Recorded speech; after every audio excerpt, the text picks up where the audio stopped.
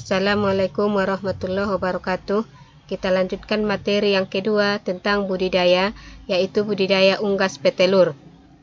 Minggu kemarin Ibu telah mengirimkan blog tentang materi budidaya unggas petelur, yang mana di dalam blog tersebut sudah ada dia membahas mengenai yang pertama kewirausahaan budidaya unggas petelur, yang mana kewirausahaan itu adalah salah satu jenis kegiatan usaha manusia tentang kegiatan pangan.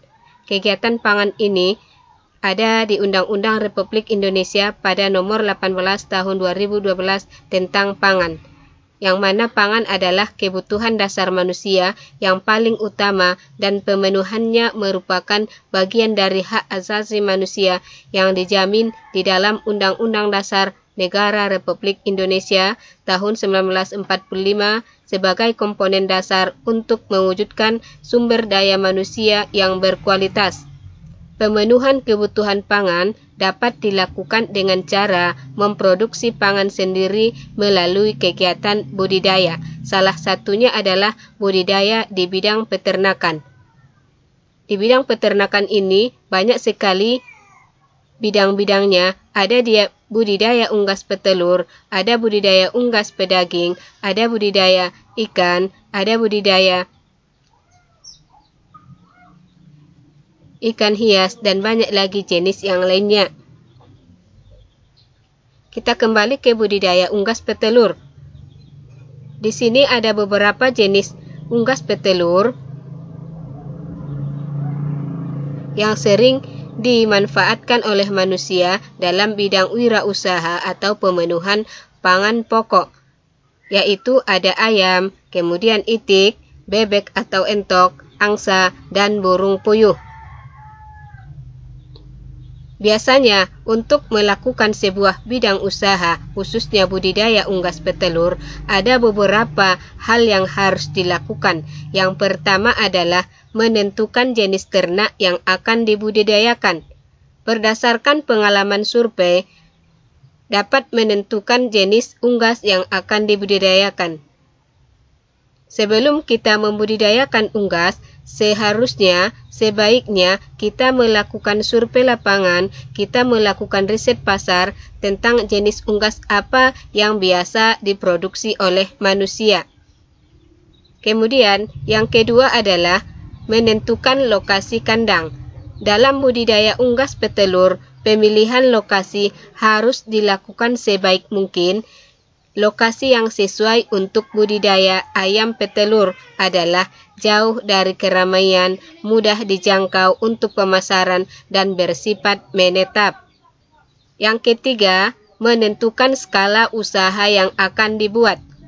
Untuk menentukan skala usaha ini, yang harus dilakukan ada beberapa langkah.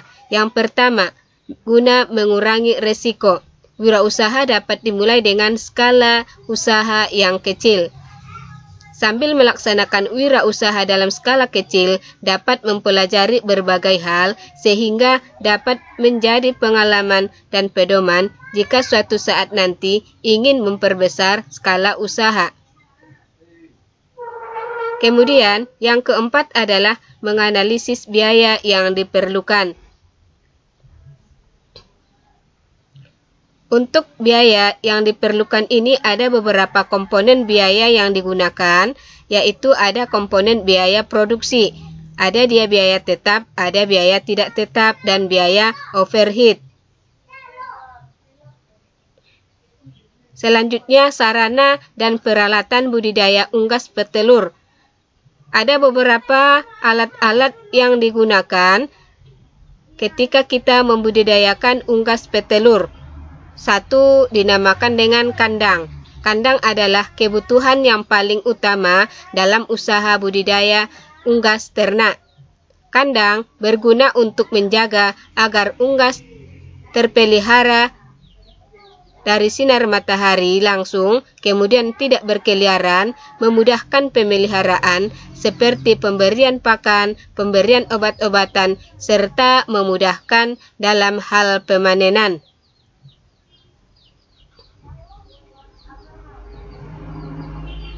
Kandang yang umum digunakan pada unggas petelur adalah kandang sangkar yang dimodifikasi menjadi kandang baterai. Unggas petelur biasanya dipelihara terlebih dahulu dalam kandang postal. Selanjutnya dipindahkan ke kandang baterai jika sudah dalam keadaan dewasa. Biasanya kandang baterai diletakkan dalam bangunan kandang, jadi seolah-olah ada kandang dalam kandang. Kandang baterai dapat dibuat dari kawat, kayu, atau bambu yang didesain sedemikian rupa sehingga telur dapat menggelinding keluar dari kandang baterai. Biaya pembuatan kandang baterai cukup besar, sedangkan keuntungannya adalah sebagai berikut. Memudahkan mengambil dan mengumpulkan telur, menghindarkan kerusakan telur dari unggas, memperoleh telur yang bersih dari kotoran unggas, dan menghindari kanibalisme antar unggas. Yang kedua, sarana yang dibutuhkan adalah peralatan kandang. Untuk alat yang digunakan biasanya yaitu ada tempat makan, ada tempat minum, ada grid, dan bisa lagi ditambah dengan alat-alat yang lainnya. Bisa berupa penerangan, kemudian penyemprotan, pembersihan kandang, dan sebagainya. Kemudian yang ketiga, sarana yang dibutuhkan adalah bibit unggas. Bibit unggas petelur dapat diperoleh pada penyedia bibit. Bibit ayam dikenal dengan istilah DOC atau day old chicken, atau dikatakan dengan ayam umur sehari. Untuk persyaratan ayam umur sehari atau DOC, yaitu anak unggas berasal dari induk yang sehat. Kemudian bulu tampak halus dan penuh serta baik pertumbuhannya. Kemudian tidak terdapat kecacatan pada tubuhnya. Anak unggas mempunyai nafsu makan yang baik. Kemudian ukuran badan normal, yaitu mempunyai berat badan antara 35 sampai 40 gram. Dan yang terakhir adalah tidak ada letakan tinja di duburnya. Kemudian sarana yang keempat adalah pakan. Pakan unggas terdiri atas campuran bahan makanan seperti jagung, kedelai, dan bahan lainnya sehingga memiliki komposisi nutrisi karbohidrat ataupun kalori, serta kasar protein. Kemudian ada serat kasar, ada lemak, ada kalsium, dan fosfor sehingga sesuai sebagai pakan ayam. Pakan ayam sudah tersedia dalam bentuk siap pakai yang dapat dibeli di toko pakan terdekat. Sebagai contoh, pakan ayam petelur yang diperjualbelikan harus sesuai dengan SNI, yaitu 0139292006. Saat ini sudah tersedia berbagai jenis pakan yang disesuaikan dengan umur unggas petelur ataupun unggas pedaging. Yang kelima sarananya adalah menyediakan obat-obatan, vitamin, dan hormon pertumbuhan. Obat-obatan diberikan kepada unggas jika diperlukan, yaitu untuk yang sakit. Obat-obatan yang diberikan harus disesuaikan dengan penyakit yang diderita oleh unggas. Obat juga diberikan sesuai dosis, jumlah, serta waktu yang tepat. Kemudian vitamin berfungsi untuk membantu pertumbuhan dan menjaga kesehatan unggas. Sedangkan hormon pertumbuhan berfungsi untuk mempercepat pertumbuhan unggas. Kemudian sarana yang keenam adalah peralatan panen. Peralatan panen diperlukan untuk mempermudah dan mempercepat panen. Di samping itu, peralatan panen dapat digunakan untuk mencegah telur yang dihasilkan tidak pecah ataupun mengalami kerusakan. Peralatan panen adalah wadah untuk mengumpulkan telur yang telah dipanen. Kemudian kita lanjutkan ke teknik budidaya unggas petelur. Tekniknya ada beberapa macam, disesuaikan dengan sarana dan prasarana yang diperlukan di dalam budidaya unggas petelur. yang mana tekniknya dimulai dari kegiatan budidaya unggas petelur. 1. Menyediakan kandang. 2. Menyediakan bibit. Yang ketiga, menyediakan pakan. Dan yang keempat, melakukan pemeliharaan terhadap unggas petelur.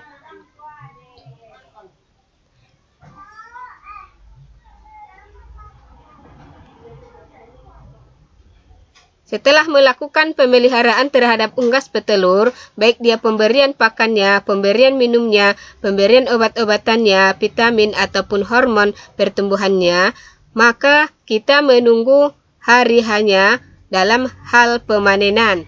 Maka inilah dia kegiatan teknik yang kelima, yaitu kegiatan panen. Hasil yang dipanen dari ayam petelur adalah telur ayam. Telur dipanen 3 kali dalam sehari agar kerusakan telur yang disebabkan oleh virus dapat terhindar. Biasanya untuk pengambilan pertama pada pagi hari antara pukul 10 sampai 11, kemudian pengambilan kedua pukul 13 sampai 14, dan pengambilan yang ketiga ataupun yang terakhir yaitu pukul 15.00 sampai 16.00. Kemudian kegiatan teknik yang ke-6 yaitu pasca panen. Kegiatan pasca panen budidaya unggas petelur meliputi adanya penyortiran dan pembersihan telur. Telur yang telah dikumpulkan langsung disortir berdasarkan ukuran dan bentuknya, yaitu telur normal dan abnormal. Telur yang normal adalah telur yang oval, kemudian bersih, dan kulitnya mulus, serta beratnya 57,6 gram dengan volume sebesar 63 cc. Sedangkan telur yang abnormal, yaitu telurnya kecil ataupun terlalu besar, kulitnya retak ataupun keriting, kemudian bentuknya lonjong. Biasanya untuk kegiatan pasca panen, ada beberapa kegiatan yang harus dilakukan. Yang pertama adalah pemeliharaan kandang, kemudian melakukan sanitasi kandang.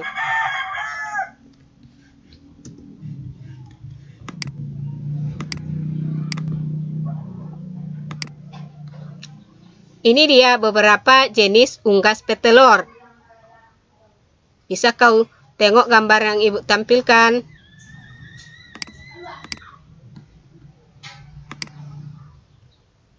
Ayam petelur, ayam negeri coklat berasal dari ayam liar Afrika dan Asia.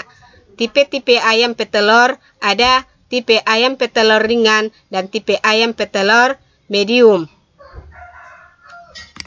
ataupun disebut dengan dwiguna.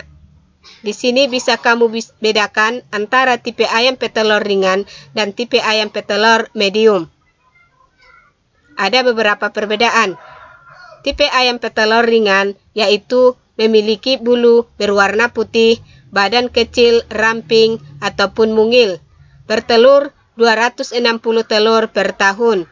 Hanya sebagai ayam petelur, kemudian telur berwarna putih, sensitif terhadap panas, keributan, dan terkejut. Contohnya adalah galur murni, white leghorn, dan yang lainnya. Sedangkan tipe ayam petelur dwiguna atau medium yaitu memiliki bulu berwarna coklat, badan berukuran sedang, bertelurnya 275 telur per tahun, bersifat dwiguna, yang artinya bisa dia digunakan sebagai ayam petelur dan ayam pedaging. Kemudian telur berwarna coklat dan lebih besar daripada telur putih. Contoh ayamnya di sini ada Hisek Prawen, ayam negeri coklat, dan yang lainnya. Ini dia tipe ayam. Ayam, kemudian ada warnanya, ada tipenya, ada ringan, dwiguna, kemudian ada ransum dan jumlah telur yang dihasilkan per tahun. Nah, untuk ayam, ini dia persiapan sarana dan prasarana. Lokasi itu harus jauh dari pemukiman penduduk. Kemudian, jauh dari keramaian ataupun keributan. Lebih baik memilih daerah di sekitar persawahan. dan menghadap ke arah sinar matahari. Kemudian, peralatan yang dibutuhkan di sini ada tempat makan, tempat air, tempat ransum. Kemudian ada penerangan ataupun lampu. Tempat makan dan minum dapat dibuat dari bambu, aluminium ataupun plastik, tetapi tidak ada yang mengakibatkan timbulnya karat. Kemudian kandang.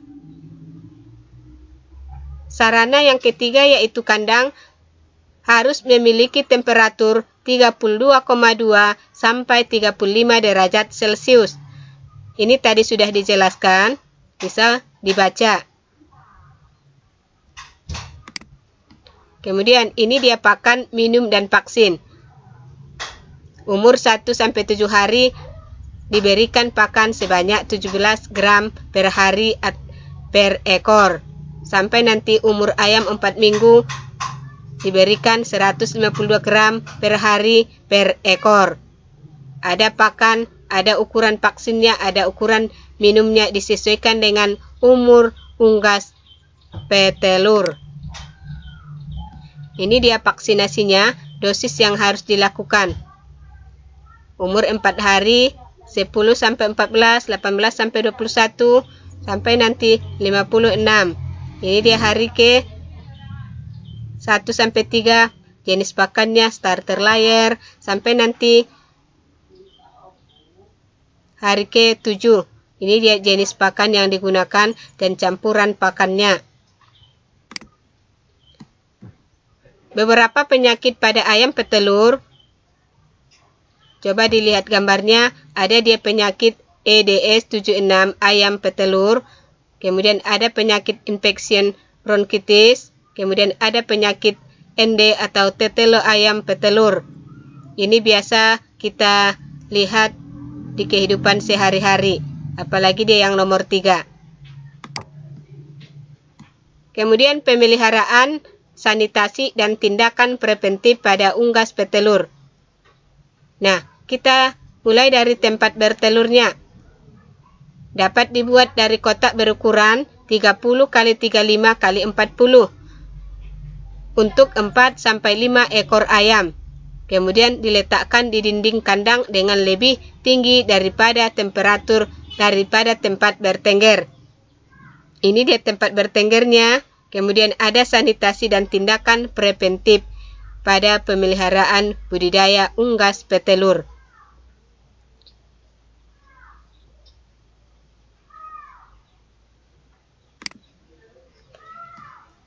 Pemilihan bibit, tadi sudah Ibu jelaskan bagaimana dia memilih bibit DOC atau umur ayam sehari, bagaimana kriteria umur ayam sehari.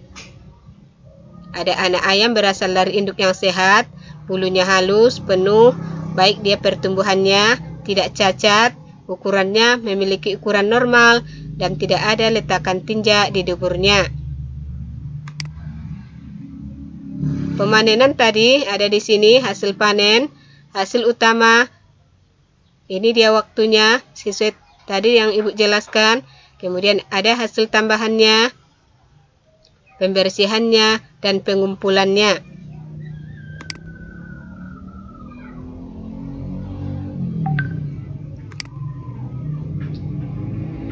Kemudian kita lanjutkan ke burung puyuh.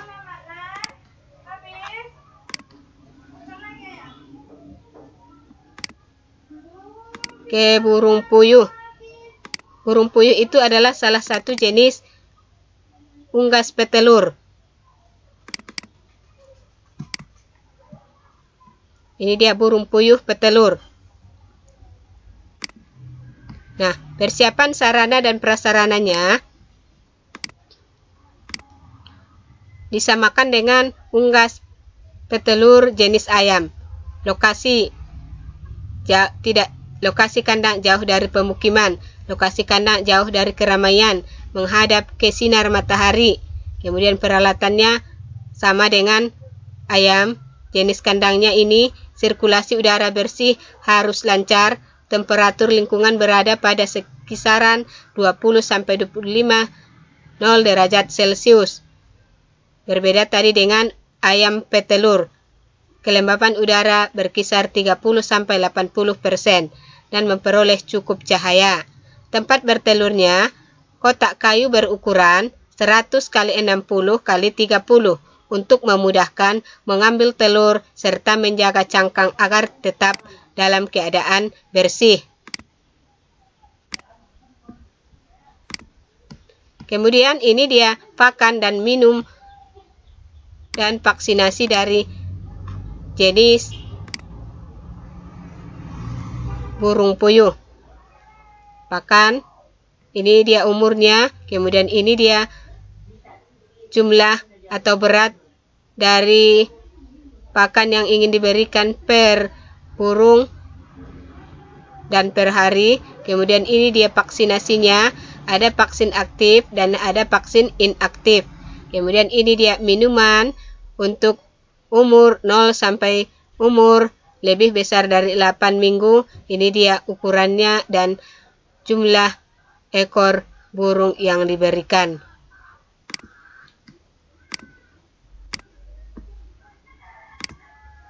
Kemudian pemilihan bibit untuk burung puyuh. Untuk produksi telur konsumsi, dipilih bibit puyuh jenis ketam betina yang sehat atau bebas dari karier penyakit. Kemudian untuk produksi daging puyuh, dipilih bibit puyuh jantan dan puyuh petelur afkiran.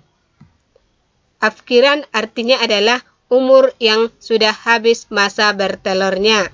Kemudian pemilihan bibit selanjutnya yaitu untuk pembibitan ataupun produksi telur tetas, dipilih bibit puyuh betina yang baik produksi telurnya dan puyuh jantan yang sehat yang siap membuahi puyuh betina agar dapat menjamin telur tetas yang baik. Biasanya ada dia hama ataupun penyakit yang ada pada burung puyuh. Ada dia radang usus, ada tetelo, ada berak putih, ada berak darah, cacar unggas, koil bronkitis, aspergillosis, dan cacingan. Ini biasanya yang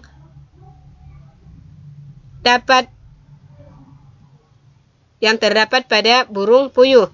Ini dia hama ataupun penyakitnya. Hampir sama tadi dengan ayam petelur.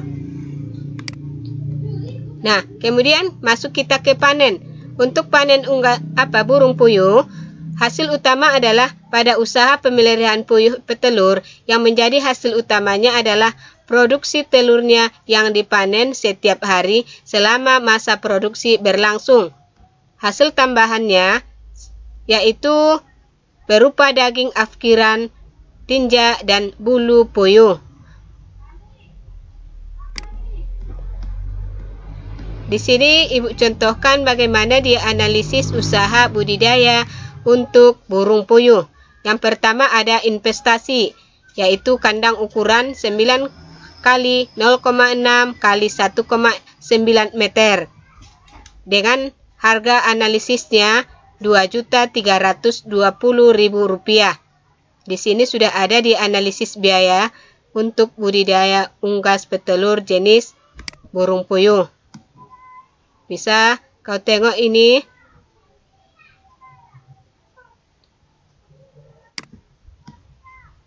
Nah, setelah melihat analisis usaha yang tadi, jadi peternak lebih banyak menjumlah keuntungan bila beternak telur puyuh. Baru kemudian puyuh afkirannya dijual daripada menjual puyuh bibit. Ini dia pendapatan, keuntungannya banyak.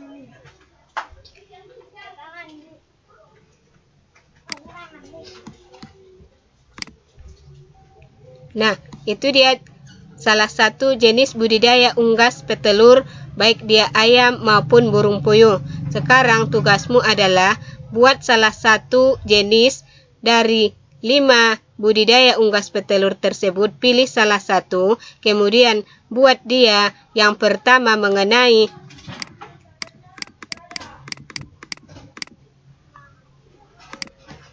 persiapan sarana dan prasarana yang dibutuhkan, pada unggas, kemudian pakan, minum, dan vaksinasinya, kemudian pemilihan bibit yang baik, hama dan penyakit yang dihidapi oleh unggas ataupun ayam, kemudian panennya,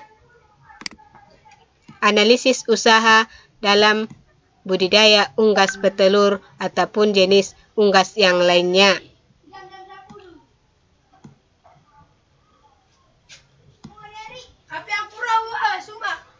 Buat tugas tersebut dengan melampirkan foto, melampirkan analisis usaha budidayamu, dan kirim ke grup yang ibu buat ataupun yang sudah kau buat sebelumnya. Kalau sudah siap fotonya, nanti kirim dia hasil tugas secara keseluruhan ke Google Classroom disesuaikan dengan kelas masing-masing. Sekian, Assalamualaikum warahmatullahi wabarakatuh.